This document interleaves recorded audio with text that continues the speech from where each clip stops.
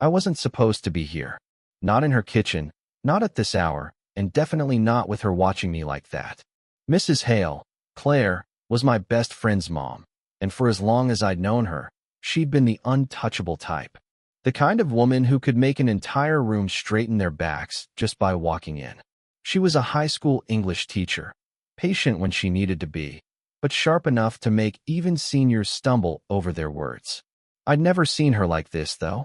Hair loose over her shoulders, reading glasses folded on the counter, sleeves pushed up. She was rinsing a coffee mug, the light from the under-cabinet fixture painting her skin in gold. I was supposed to be dropping off a book I'd borrowed from her, but she'd waved me in, said she had a minute to talk. That minute had stretched into almost half an hour. "So," she said finally, leaning against the counter, "how's the course going?" I shrugged, picking at the edge of the book cover. "It's fine." Her eyes narrowed in that way teachers have when they know you're hiding something. "Fine," she repeated. "That's not a real answer." I smiled without meaning to. "You'd fail me for that, wouldn't you?" "Absolutely," she said, a hint of a smile pulling at her lips. There was a space between us, maybe 3 feet, but it felt smaller. The house was quiet, almost too quiet, like the walls were leaning in to hear. I could smell her perfume, faint but warm, like she'd put it on hours ago and it was clinging to her sweater. She crossed her arms, but it wasn't defensive, more like she was keeping herself from moving closer. "You've been distracted lately," she said softly. I tilted my head. "You've noticed?" "Of course I've noticed." Her gaze lingered just a fraction too long before she looked away, pretending to adjust something on the counter. The air shifted. It wasn't just a conversation anymore. There was something else hanging there, something neither of us wanted to name out loud. My pulse picked up, and I hated how obvious it must have been. "I guess," I said, my voice lower now. "It's harder to focus when your teacher's interesting." She froze, just for a second, and I saw her fingers tighten around the edge of the counter. "That's a dangerous thing to say." "Maybe," I admitted, "but I don't think it's wrong." She looked at me then, really looked, like she was weighing whether to step back or step forward. The seconds dragged, heavy with the sound of the fridge humming in the background. "You've been a bad student," she whispered, and it wasn't scolding. It was almost amused. Almost. I swallowed, not trusting myself to answer without giving too much away. "Maybe you should teach me better," I said, my mouth dry. Something flickered in her eyes. Not anger, not surprise, but something I hadn't seen before. She opened her mouth to reply, but then the doorbell rang. She didn't move right away. Neither did I. The sound echoed through the house, and it felt like the spell we'd both been under was teetering, seconds away from breaking. When she finally straightened and stepped past me toward the hall, her arm brushed mine. Just a whisper of contact, but it was enough to make my breath hitch. She didn't look back, but I saw the smallest smile on her face as she disappeared around the corner. And all I could think was, whoever's at the door just interrupted the most important moment of my life. I stayed in the kitchen, listening. The murmur of voices drifted from the front door. A neighbor, I thought, maybe someone asking about a package. Claire's tone was polite but brisk, the way she spoke when she wanted to keep the interaction short. When she came back, she didn't mention who it was. She just set her phone down on the counter and let out a quiet breath, like she'd been holding it. "You didn't have to wait," she said. "I wanted to." She looked at me for a moment, then glanced away, brushing a loose strand of hair from her face. We'd never been alone this long before. Usually, my visits to this house had a built-in safety net, her son around, her husband home, the busy sounds of family life filling the space. But her husband had moved out 2 years ago, and her son, well, he was on a camping trip this weekend. It made this silence louder. I knew bits and pieces of her story. She'd married young, college sweetheart, whirlwind romance, the kind that burns bright but doesn't last. The divorce had been quiet, no public drama, but I'd seen the way she'd retreated afterward. She'd stopped coming to barbecues, stopped hosting game nights. Even now, she kept her circle small. I didn't tell her that I noticed. And me? I wasn't exactly a stranger to complication. I'd had relationships that never lasted beyond a season, always leaving me half convinced I was the problem. Girls my age were supposed to feel easy, but they always felt thin, like there was nothing to hold on to when things got real. That was the difference with her. Claire was grounded, the kind of grounded you only get from surviving your own storms. Still, I kept reminding myself, she's my best friend's mom. That's the line, the one you don't cross. But lines have a way of fading when you're standing this close. You've been quiet, she said, turning to pour herself another coffee. That's not like you. Maybe I don't want to say the wrong thing. Her hand paused on the coffee pot, and when she turned back, her expression had shifted, softer, but sharper at the same time. And what would the wrong thing be? I hesitated. I could feel the answer forming, heavy on my tongue, but I swallowed it. You tell me if I did. I'd tell you, she agreed. But her voice was lower now, almost a hum. She leaned back against the counter, cradling her mug with both hands. You remind me of someone, she said suddenly. Who? She tilted her head, studying me like she was deciding whether to say it. Someone I knew a long time ago, before I was married. Good thing or bad thing? Her mouth curved, just slightly. Dangerous thing. That word stayed between us, neither of us touching it. She sipped her coffee, and I watched the way the steam curled past her lips. My brain kept telling me to change the subject, to make this easier, but my chest wanted to stay right here in the quiet, where every second felt like it might tip into something else. When she set the mug down, she didn't move away. She reached past me toward the drawer, her hand brushing my arm. It wasn't an accident. I felt the pause, the faint pressure before she withdrew. And when I looked up, she was already looking at me. She didn't smile this time. She just held my gaze, her eyes searching, waiting. I didn't say a word. Because in that moment, we both knew. This wasn't just a conversation anymore. The sound that broke us wasn't loud, just a phone buzzing against the counter. Her eyes flicked down to the screen, then back to me. I caught a glimpse of the name before she turned it face down. Tom, her ex-husband. She didn't answer it. But she didn't step away, either. You should probably, I started. It can wait, she said, a little too quickly. That was when I realized how close we were standing. Close enough that the heat from her skin was finding its way through my shirt. I should go, I said, though my feet didn't move. Then why aren't you? My chest tightened. Because I don't want to. She looked away, biting the inside of her lip. For a second, her hand twitched, like she might touch my arm. Then she caught herself and curled her fingers back against her palm. The fridge hummed. My pulse roared.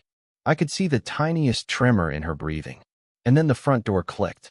We both turned, too slow to hide the way we'd been standing. Her son's voice floated in from the hall, light and careless. Mom? You home? Her eyes went wide. Not panic, but something sharper. A warning. She stepped back just as he came into view, his jacket still half-zipped. Hey, he said to me, surprised. Didn't know you were here. I tried to sound casual. Yeah, just dropping off a book. Claire's voice was steady. He was about to leave. It wasn't a lie, but it felt like one.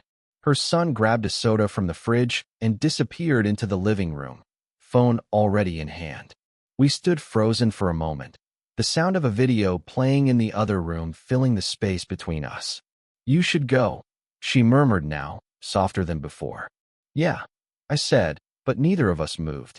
For a heartbeat, it felt like if I reached out, she wouldn't stop me. And maybe I would have, if her phone hadn't buzzed again. Tom. This time, she picked it up. Her voice was clipped. I can't talk right now. A pause. Then, no, not tonight. She ended the call and set the phone down like it weighed too much. I'll see you, I said, stepping toward the door. My chest felt tight, like I'd left something unsaid, or maybe too much unsaid. But as I passed her, her hand brushed mine, just enough to make me stop. Don't disappear, she said, barely above a whisper. I nodded, but I didn't trust myself to speak, because we were both already in deeper than we should be, and neither of us was stepping back. It was past 9 when I showed up again. I hadn't planned to. I told myself 100 times on the walk over that I was just returning her charger, that it wasn't about whatever this was. But when she opened the door, barefoot, hair pulled back in a loose tie, I knew I'd lied to myself. You forgot this, I said, holding out the charger. She took it, but her eyes searched mine. You could have left it in the mailbox. I know. For a second, we just stood there. The house was quiet again. Her son must have gone out. You shouldn't be here, she said finally. Then tell me to go. Her lips parted, but no words came. I stepped inside. She didn't stop me. We ended up in the kitchen again, the same place where everything kept circling back. She set the charger on the counter and folded her arms, but her stance was unsteady, like she couldn't decide whether to push me away or pull me closer. You're making this harder, she said quietly. Harder than what? Her jaw tightened. Harder than pretending I don't notice how you look at me. The words hit like a punch. I swallowed, my pulse spiking. And how do I look at you? She met my eyes, and for the first time, didn't look away. Like you're waiting for me to make a mistake. I stepped forward before I could think. Maybe I'm waiting for you to make a choice. Something in her broke then, the careful distance, the guarded tone. Do you have any idea what this would mean? She asked, voice sharp but shaking. For you? For me? For my son? I don't care, I said. I've tried to care. I've tried to stop thinking about you. It's not working. She turned away, gripping the counter so hard her knuckles went white. You think I haven't tried? Silence.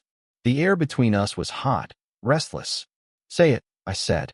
Her shoulders tensed. Say what? Say you haven't thought about it. She spun around, eyes bright with something between anger and hunger. I have, she admitted, the words breaking out like she'd been holding them too long. I think about it more than I should, more than I want to. We were close now, too close, her breath brushing my cheek, her hand still gripping the counter behind her like an anchor. Then what are we doing? I asked. Her voice dropped to a whisper. Standing at the edge. Neither of us moved. My hand hovered inches from hers, the gravity between us impossible to ignore. And then she shifted, just slightly, like she was about to close the distance. That was when the sound came, the soft creak of the front door opening. The creak of the door froze us. We both turned, expecting her son to walk in again. Maybe with a friend, maybe distracted enough not to notice the tension we'd been drowning in. But it wasn't him. It was Tom. He stepped into the hallway like he still lived here, his voice calm but edged. Forgot I still had a key. Claire's back straightened. You can't just, we need to talk, he cut in, his eyes flicking to me. Both of us, apparently. The implication hit like ice water. My chest tightened. How much had he heard? How long had he been standing there before opening the door? Claire's voice stayed even, but I could hear the tremor under it. This isn't a good time. Yeah, he said, looking straight at me. I'm starting to see that. I forced myself to speak. I was just leaving. No, Tom said, stepping closer. I think you should stay. The kitchen felt smaller with him in it. His gaze kept moving between us, sharp and calculating. Funny thing, he said. I stopped by to talk about selling the house. Didn't expect company. Claire folded her arms, but it wasn't the same defensive gesture she used with me. This one was a shield. We're not doing this now. You sure? He asked, his tone almost casual. Because it looks like you've already moved on. Her jaw tightened. Mine did too. Tom, she started, but he cut her off again. You ever think about what this would do to your son? Or were you hoping he'd just figure it out when he came home one day? The words landed heavy, and for the first time, I saw Claire flinch. I wanted to speak, to tell him it wasn't what he thought, but it was. Not yet. Maybe, but close enough that the denial would have sounded like a lie. Tom's eyes stayed on her, but his voice was aimed at me. You're playing a dangerous game, kid. And she knows it. Claire's breathing was uneven now. You've made your point. Leave. But he didn't move. Instead, he gave me one last look. Not angry, not even hostile. Just knowing.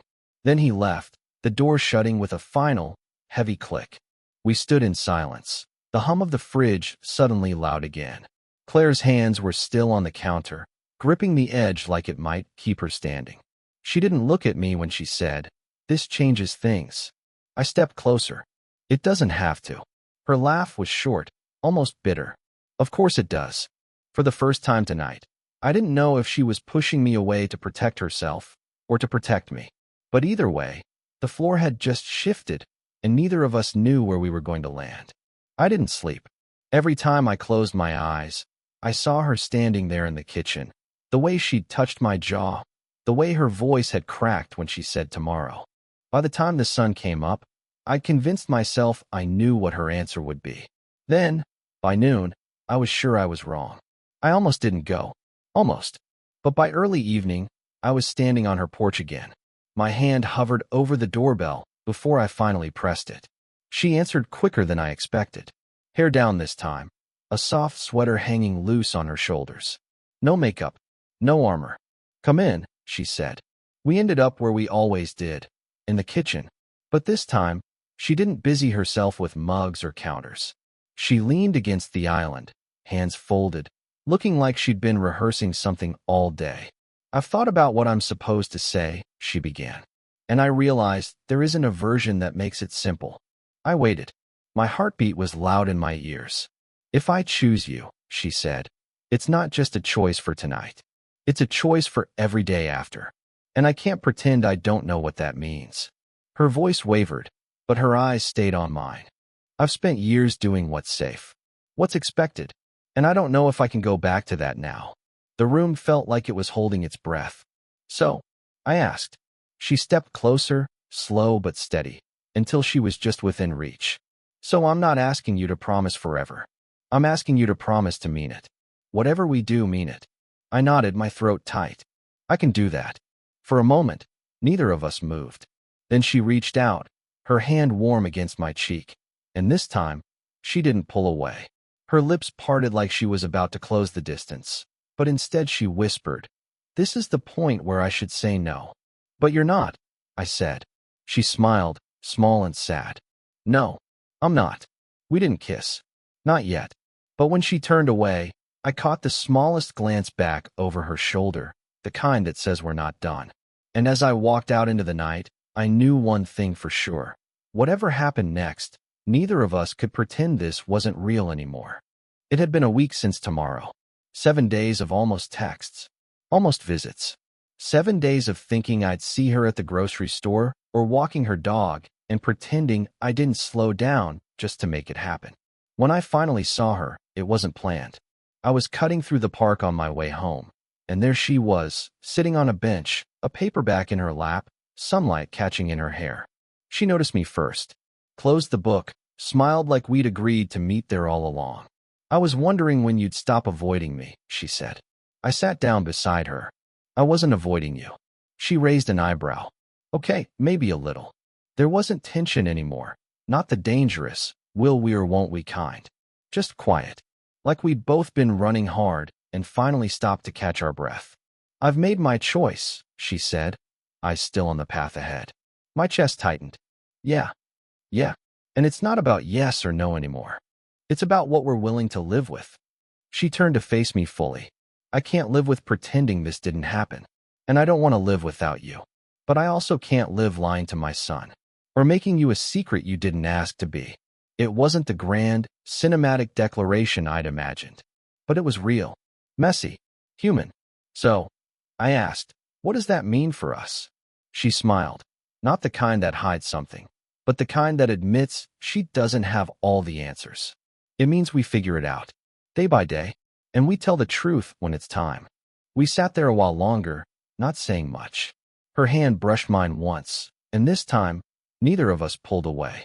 When she finally stood to leave, she looked down at me, sunlight still in her hair, and said, "No more edges." And for the first time since this started, I believed her.